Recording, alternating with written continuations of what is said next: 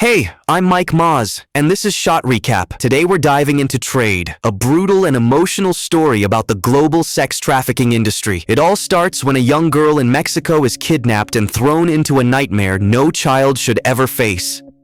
The movie opens with sweeping aerial shots of the Mexican landscape. The camera glides over vast natural scenery before revealing a sprawling city below, from low-rise suburbs to a dense downtown packed with skyscrapers. As it zooms in, we see the everyday life of ordinary people playing out on the streets. Then we cut to the backyard of a typical Mexican household, where a birthday party is in full swing. Adriana is celebrating with her friends. She just turned 13. Her older brother, Jorge, surprises her with a brand new bicycle, which immediately makes their mother suspicious. She wants to know where he got the money for a gift like that. Their mother quickly shuts it down, telling Adriana she's not allowed to ride the bike. Later, Jorge changes clothes and sneaks off to meet his friends, who are waiting just outside the fence in a beat-up muscle car. Meanwhile, a young woman named Veronica is flying into Mexico City. She's practicing her Spanish during the flight, not knowing what's waiting for her. At the airport, she and her friend are greeted by Vadim, a so-called tour operator, and his quiet assistant, Manuel. The men claim they'll escort the girls to Los Angeles, but they need their passports to handle the border. The girls hand them over without hesitation.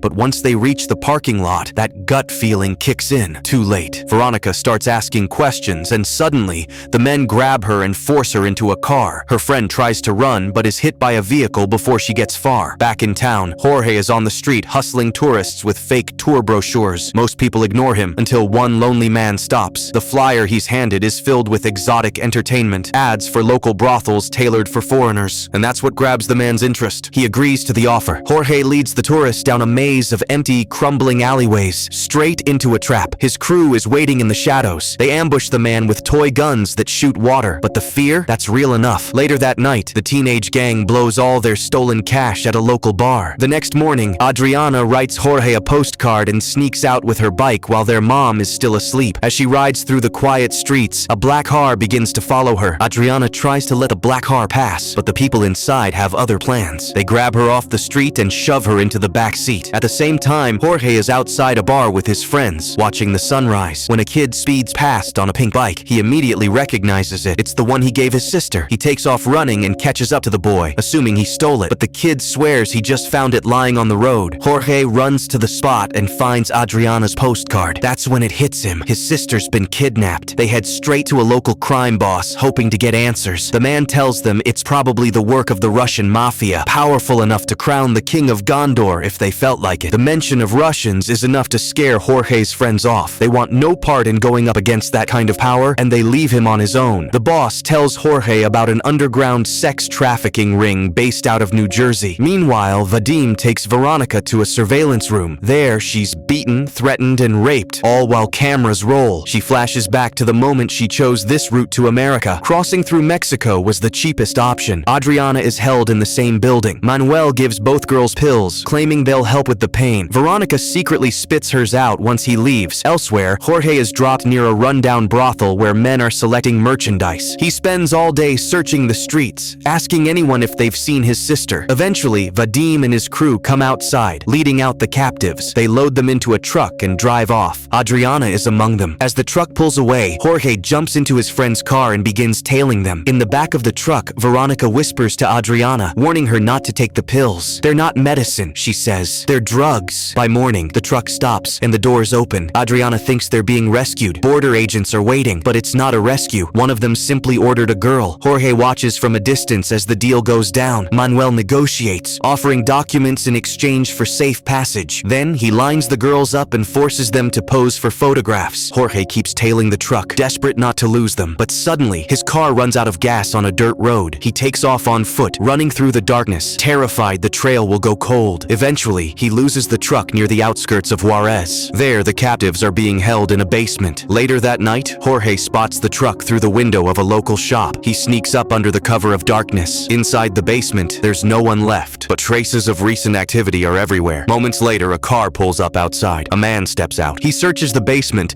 unaware that Jorge is hiding just a few feet away. Meanwhile, under Manuel's watch, the captives cross the border on foot. They wade through a river in the dark of night, but on the other side, US Border Patrol is waiting. The girls are caught. Before they're separated, Manuel leans in and reminds them, "Say anything and your families die." By morning, the detainees are held in a border facility. Manuel is quietly pulled out by his accomplices. Veronica tries to alert the guards, begging for help, telling them she was kidnapped, but no one listens. Just then, a group of school kids walks by on a field trip. A guide explains to them that these are illegal immigrants. Soon, they'll be deported back to Mexico. Back on the road, the man from the basement, Ray, is revealed to be a US cop. As he drives back into America, he pulls over at a convenience store and hears banging coming from his trunk. He opens it and finds Jorge inside. The kid tries to run, but Ray catches him. On the ride to the station, Jorge pleads with him, telling him everything about his sister, the truck, and the kidnapping. Later at the station, Jorge gets his chance. He spots an opening and makes a run for it. Ray catches up to Jorge again and tells him New Jersey's that way. Then, unexpectedly, he agrees to help the kid. He'll use his contacts, make some calls, try to get them answers. On the road, Jorge asks what brought Ray to that basement in the first place, but Ray shuts him down. He doesn't want to talk about it. Meanwhile, Manuel is guiding the captives across the border a second time. Before crossing, he stops at a mountaintop cross to pray. This time, instead of Border Patrol, an accomplice is waiting for them on the other side, a low-rent Uwe Boll-style mailman from hell. On the way to the market, they make a stop in an open field. There, an old pervert rents Adriana. The hideout is a sea of tall grass, higher than a grown man. As they drag her through it, Adriana notices clearings all around. Other captives, other men. That evening, with New Jersey not far off, the traffickers inject one of the kids with something, a sedative, or worse. Ray and Jorge stop for food. Inside the diner, Ray's attention locks on a man with an Asian boy. Jorge freezes. That's one of the kids from the truck, one who was with his sister. Jorge races outside, searching the parking lot in a panic. A local cop tries to stop him. Ray diffuses the situation and calms the officer down. Then they both spot the man and the boy. Jorge lunges, ready to beat the man to death, but Ray tells him to focus on the boy. Ray corners the pedophile in the bathroom for answers. He's not turning him in. Not yet. He needs intel, but the guy doesn't know anything about the other captives. Ray hands the pervert over to the local cops. Then he and Jorge head to an internet cafe. Ray logs into a trafficking site using the pedophile's account. Scrolling through the listings, Jorge spots her, his sister, Adriana. She's been put up for sale at an upcoming auction. Ray sends the info to his contact, hoping they'll trace it to someone higher up, but Jorge's not impressed. He's done waiting. With time running out, Ray tosses Jorge the keys. They've got one shot to make it to Jersey before it's too late. The traffickers stop for the night at a motel. They're snorting lines of coke, passing pills around like candy. The captives aren't spared. They're forced to swallow tablets too. Next morning, plans change. The auction's been moved up, and Adriana's the next girl on the list. They've got less than 24 hours to reach the venue. Time to hit the road. Ray, now rested, takes over the wheel. Jorge, wide awake and overly philosophical, starts ranting. Americans aren't just from one country. It's two whole continents, man. Ray doesn't bite. He drives on, eyes fixed on the endless road, silent. The traffickers pull over to take a leak. Veronica seizes the moment. She shakes Adriana awake. They make a run for it, down the hill, toward freedom. The traffickers spot them and rush back into the van, tires screeching. The girls sprint into a nearby town, right in the middle of a national parade. Costumes, music, crowds, the perfect cover. Veronica tells Adriana to find a cop. She runs off to a payphone. She tries calling her family in Poland, hoping to warn them, but it's too late. Someone from the agency already came for her son, took him, using her documents. Adriana sees the van rolling in again. She tries to alert Veronica, but the woman's frozen in shock. Too late. They're caught. Again. Manuel grabs Veronica, tells her every mistake she makes will cost her child dearly. As punishment, he marches her to a remote cliff, says he's going to beat her, but Veronica makes her own call. Without a word, she throws herself off the edge. Two vehicles, racing through the night in opposite directions. One's trying to sell a child, the other's trying to save her. By morning, Manuel unloads Adriana at a suburban house in New Jersey. Looks like any other house on the street, but inside, it's something else. She's greeted by Laura, the madam. She sizes the girl up, wants to know what happened to the rest of the shipment. One missing girl means a serious financial hit, and thanks to Manuel's screw-up, Vadim's already out a lot of money. Ray and Jorge finally make it to New Jersey. They check into a modest motel. Nothing fancy, just 4 walls and a bed. Ray leaves the boy in the room and heads out to meet an old contact from his law enforcement days. They go up the chain, hoping to bust the illegal auction, but no one's interested. Turns out people in high places are getting a nice cut of this business. Publicly, they frame it as a lack of jurisdiction. Privately, it's about money. Ray comes back to the motel, realizes the authorities won't lift a finger. He'll have to do this on his own. He calls his wife, says he needs to dip into their savings, says he found a daughter he never told her about, a child from an an affair. Now caught up in all this, Jorge overhears the call. Later, he confronts Ray. The old man opens up. Years ago, he had a fling. When it ended, the woman overdosed, but not before leaving a letter, revealing Ray was the father. Strung out and broke, she'd sold their daughter. Ray's been carrying that guilt ever since. Later, the two of them sit in an internet cafe, logged into the black market auction. Adriana is one of the featured lots. Ray coaches Jorge through it. Click by click, bid by bid, they fight to win. Seconds before the auction ends, they outbid the last contender. They win. A phone call follows. The organizers give them a time and place. Ray meets Manuel in an empty parking lot. To finalize the deal, he agrees to ride with the trafficker to the exchange point. But just before getting in, he pops the trunk. Jorge is in there, ready. Jorge follows them, tailing the car quietly through the quiet streets of New Jersey. They arrive at Laura's house, a clean suburban home, hiding filth behind closed doors. Inside, Ray meets with Laura. Manuel counts the cash, but Laura's not convinced. To prove Ray's not a cop, she demands something else. A test. Right here, right now. Sex with a girl, under her watch. Manuel takes them upstairs, locks the door. Ray kneels beside the terrified girl, whispers that he's here with her brother. They came to rescue her. Adriana doesn't waste time. She slashes her palms and smears the blood on the sheets. A planted scene for when the cops raid the place. Just then, Manuel bursts in. He sees the blood, the lie. He's ready to expose them. But Adriana speaks. She reminds him of Veronica, of how she died, of how someone like him could still do one decent thing. Silent, torn. Manuel walks downstairs. He tells Laura, everything's fine. Moments later, Ray and Adriana descend the staircase. Laura orders Manuel to drive them back to the car, but outside, Jorge is already waiting, armed with a crowbar. He takes Manuel down before the trafficker can react. Ray, meanwhile, stares at Laura, her face triggering something, a memory, a regret. She pulls a gun, but before she can shoot, SWAT floods the front yard. She has no choice but to surrender. While Jorge hugs his sister, the police find evidence of criminal activity in the basement,